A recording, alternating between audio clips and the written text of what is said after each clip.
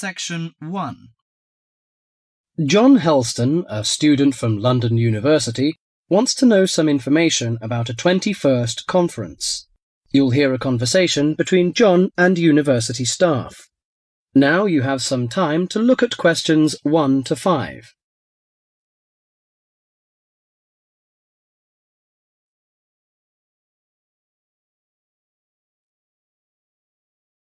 Listen carefully and answer questions 1 to 5.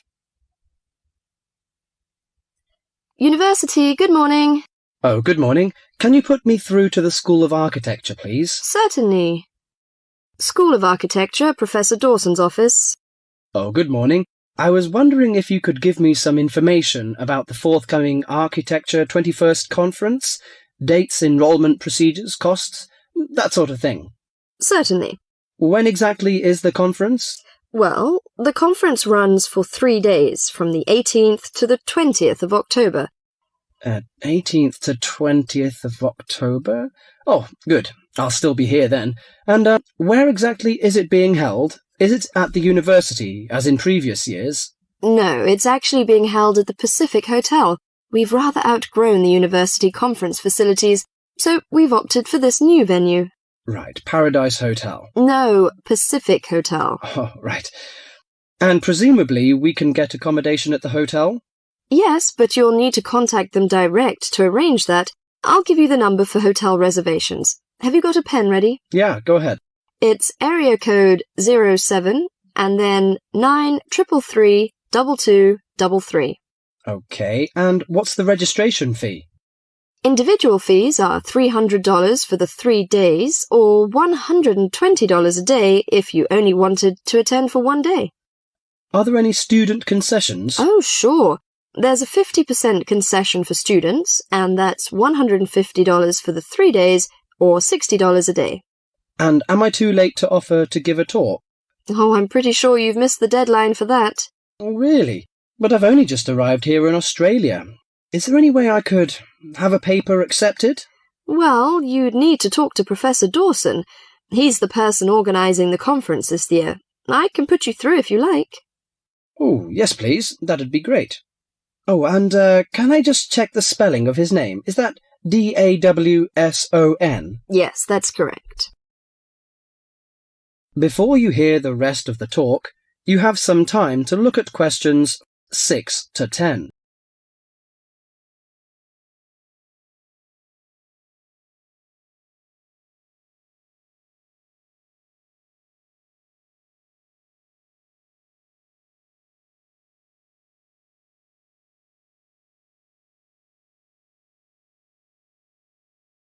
Now listen carefully and answer questions 6 to 10. Professor Dawson speaking. Oh, hello. My name is John Helston. I'm an architecture student at London University. I'm here in Australia for 3 months, looking at energy-saving house designs. Right. I'm interested in giving a talk on my research at the conference, but I believe I may have missed the deadline. Well, strictly speaking, you have. The closing date was last Friday. Oh, no! But we may be able to include your paper if it fits into our program, but you'll have to be quick. Okay, what do I need to do? Send me an outline of your talk, and make sure you'd include an interesting title for the talk, something to attract the delegates' attention. Okay, interesting title, right? The outline should be no more than 300 words, though. Right. I should be able to keep it down to 300 words, but would 400 be okay? No, not really, because we have to print it in the proceedings, and we just don't have the space. Sure, I understand. And also, can you send me a short CV, the usual stuff, name, age, and qualifications, that sort of thing? Right, include a brief CV. Actually, you can email it to me. That'd be quicker. Sure, what's your email address? Well, the best thing would be to send it to the conference administrative officer. The address is admin in lowercase, in small letters. Right. So that's admin@uniconf.edu.au. Right. I'll do that straight away. Thank you very much. You've been very helpful. OK, well, we hope to see you in October then. That is the end of Section 1. Now, you have half a minute to check your answerers.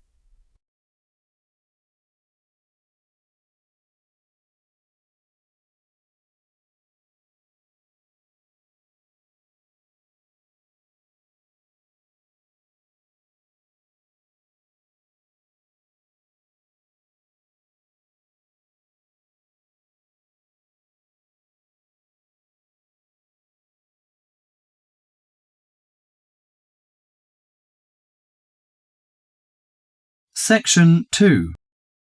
You are going to listen to a radio program on sleep deprivation. First, you have some time to look at questions 11 to 15.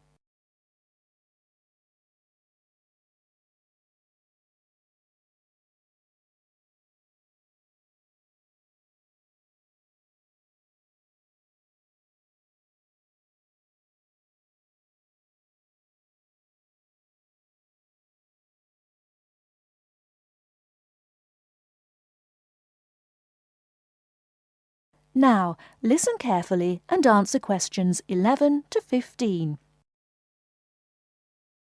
With us in the studio today are Dr. Peter Collins, a senior lecturer in the Department of Psychology at the University of Chicago, and Helen Gardner, the author of the book Deep Sleep. They've come to our studio to discuss the effects of sleep deprivation and also give some tips to the sleep-deprived on how to deal with the problem. Welcome to the studio, Helen and Peter. Now, Peter, what are the reasons for sleep deprivation and how can it affect our lives? Well, the research into sleep deprivation started in the late 50s and has been going on ever since. Many researchers link sleep deprivation with electricity, television and computers, which have enabled humans to work 24/7. Before electricity was invented, people's body clocks were synchronized with the sun's schedule, and the average time they spent sleeping was 8 to 9 hours a night. By 1975, that average was down to 7 hours, and today 1/3 of us sleep less than 6 hours a day. This leads to a condition called chronic sleep deprivation, which basically means going for extended periods of time with less sleep than your body needs. Chronic sleep deprivation can cause a variety of physical and psychological problems. At its most basic level, loss of sleep can make us more irritable and less efficient, and can affect long-term memory and concentration, which can result in more accidents. According to the latest research into sleep deprivation is the main reason for 3% of plane crashes, 10% of domestic accidents, 20% of accidents at work, and 45% of all traffic accidents. Research into the physical effects of chronic sleep deprivation suggests more serious and significant long-term complications. Research from my university, the University of Chicago, has shown that sleep deprivation interferes with how the human body regulates insulin and sugar metabolism, which can increase the risk of diabetes. People who are sleep deprived have weakened immune systems and are more prone to viruses and other kinds of infections. People who don't get enough sleep have cognitive problems or difficulties processing and assimilating new information. Lack of sleep affects long-term memory and slows down such abilities as judgment and reaction times. Some researchers link sleep deprivation with obesity, indicating that sleep disorders and eating disorders are often linked. Before you hear the rest of the talk, you have some time to look at questions 16 to 20.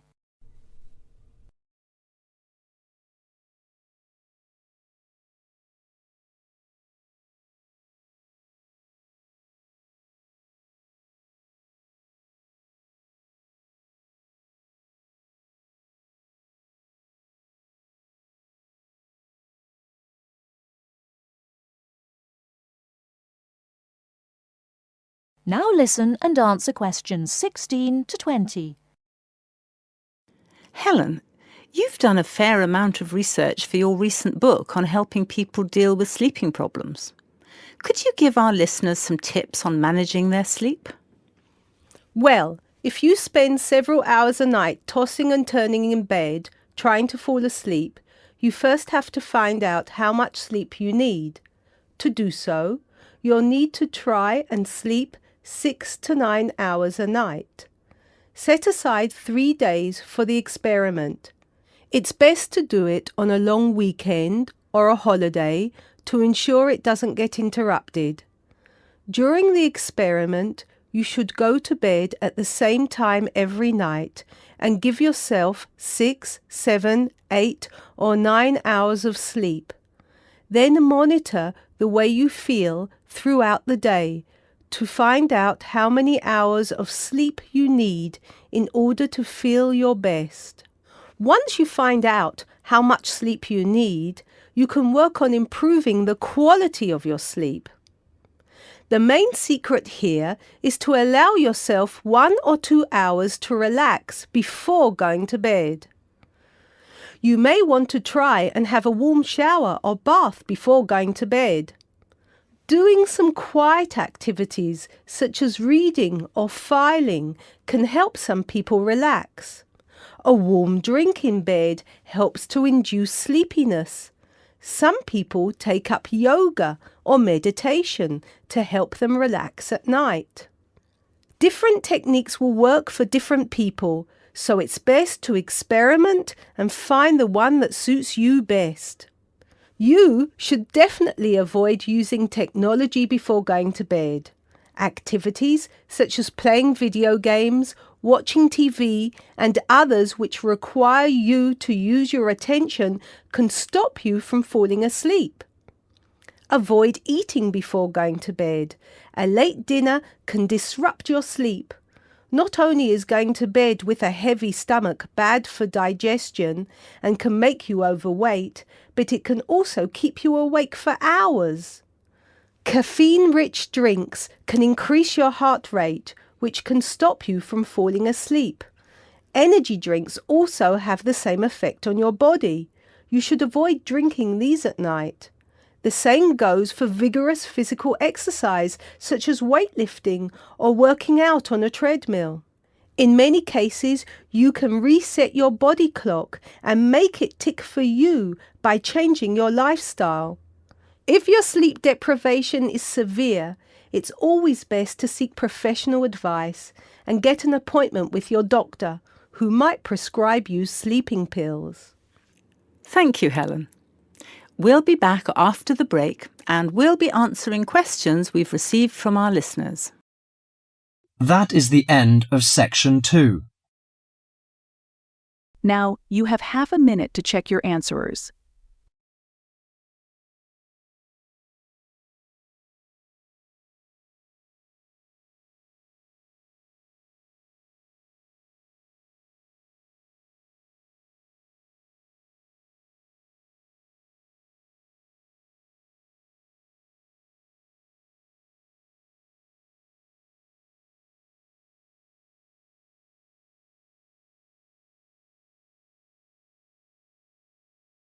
Now turn to Section 3. Section 3. John has applied to train as a teacher and is being interviewed. In this stage of the interviewer will discuss John's previous studies and work experiences. First, you have some time to look at questions 21 to 25.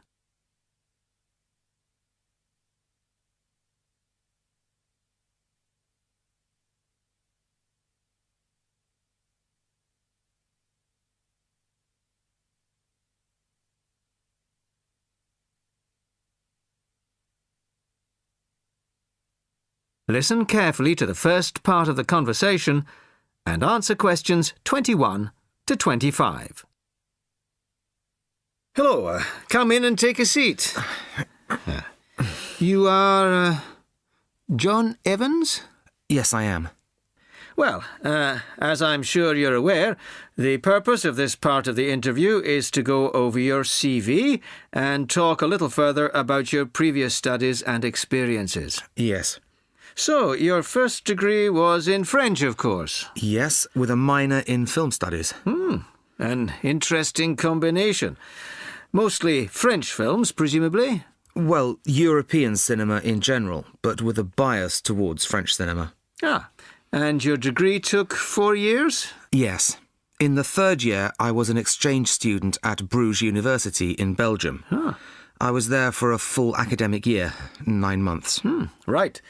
Well, you graduated 2 years ago, and then you took some time out, as it were. Yes, I spent 6 months as a volunteer working on restoring historic buildings in France. Oh. Was that with a well-known organisation? They're called restoration vacations here, but they operate under different names in several countries. I think they're quite well known. So, it was a 6-month vacation, really? No, I went for a week, but really liked it, and I got asked to stay on as a translator. Because I could speak French quite well, it was my job to liaise between the owners of the buildings and the English-speaking volunteers. That must have been a very enjoyable experience. Before you hear the rest of the conversation, you have some time to look at questions 26 to 30.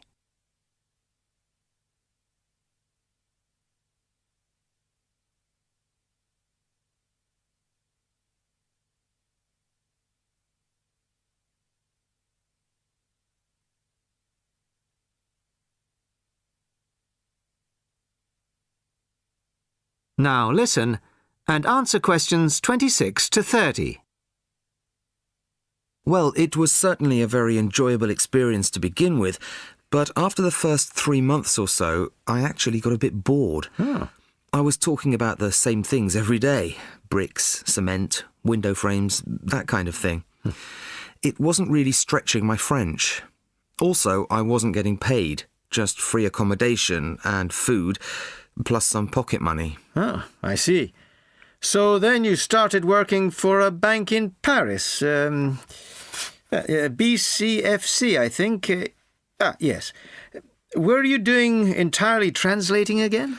Well, translating was the major part of it, mostly from English into French this time. Official documents, letters, that kind of thing. Much more challenging. But I was also in charge of coordinating the translation work going on in the bank's offices in Switzerland, Belgium, and other parts of France. What did that involve? It was simple, really. I just had to keep track of what had been translated in each office. To save wasting time having the same document translated twice in different offices.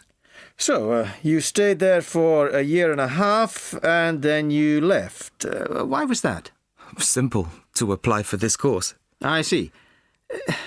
Why give up a secure job in Paris to train as a teacher here? I've always imagined that I'd be a teacher, really. I loved being in Paris, but I wouldn't want to spend the rest of my life working for a bank. Do you think your experiences in France will help you as a teacher of French? It certainly helped my French, and my experiences certainly gave me a much better understanding of French culture. Although that may not be of enormous use when it comes to standing up in front of a class of British 13-year-olds. Perhaps not. Thank you very much. The next stage of the interview will be conducted by my colleague in... That is the end of section 3. Now, you have half a minute to check your answerers.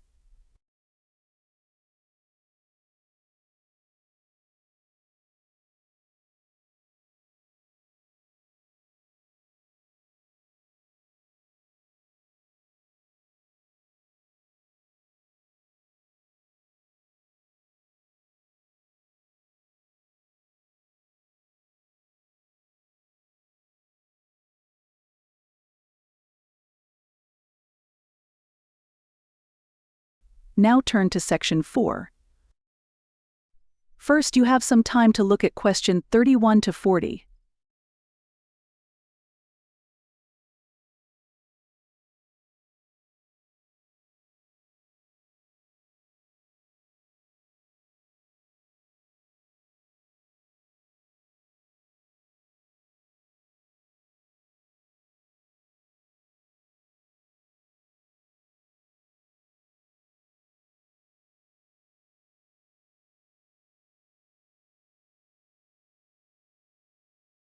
Now listen carefully and answer question 31 to 40. Hello and welcome. My name's Carolyn Tan. Just as there are a great number of different courses and places to study here, the teaching methods used and the skills you need will vary, depending on the subject you study and the college or university you attend. All courses vary, but most include some of the teaching methods I'm going to talk about today. Generally speaking, in some subjects, you will have timetabled classes for most of the week. In others, you may only have a few hours timetabled and will be expected to work independently for a substantial amount of time. Working independently is crucial at university. I'm going to go over the three main types of teaching method you will have here. These are lectures, seminars, and tutorials. There are other methods that you will come across, like workshops, group work, and practical work, but I'll describe the three main types for now. I'll briefly describe what they are and try to give you some helpful advice in dealing with them. Let's start by looking at lectures. These are large classes, usually lasting around 1 hour, where a lecturer or tutor talks about a subject and the students take notes. On some courses, there can be over 100 students in a lecture. Unfortunately, there is usually little or no opportunity to ask questions during the lecture.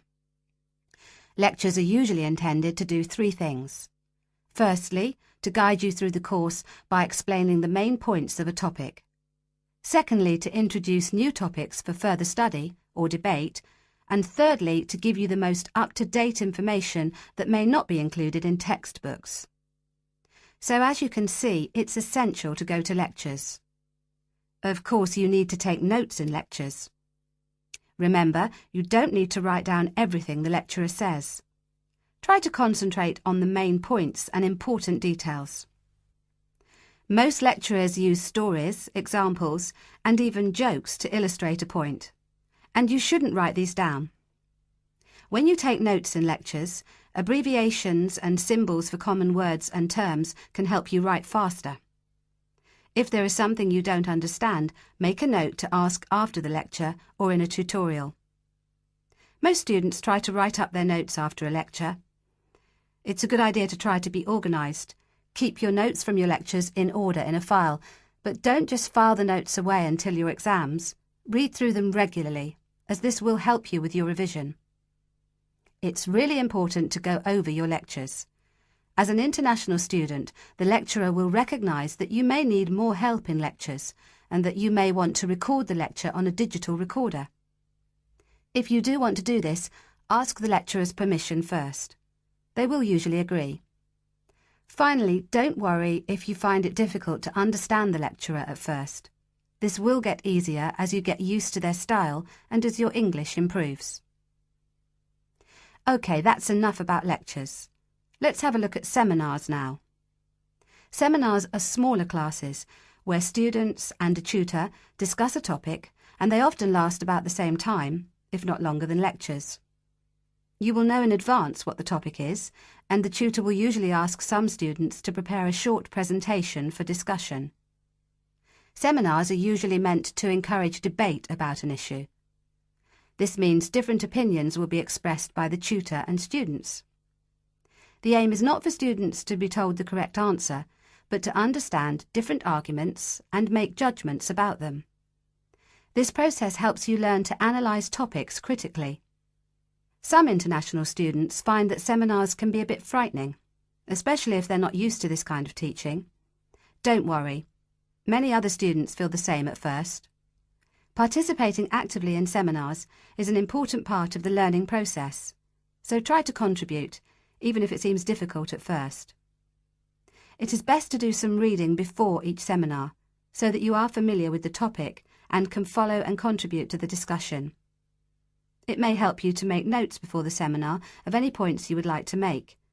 If you're having difficulty in seminars, discuss this with your tutor. And finally, I'll give you information on tutorials. Tutorials are meetings between a tutor and an individual student or small group of students. These usually last between 15 and 30 minutes. In a tutorial, the tutor will give you advice and guidance on a piece of work you are doing or a piece of work you have completed, or even a problem you may be having with a topic or with study methods.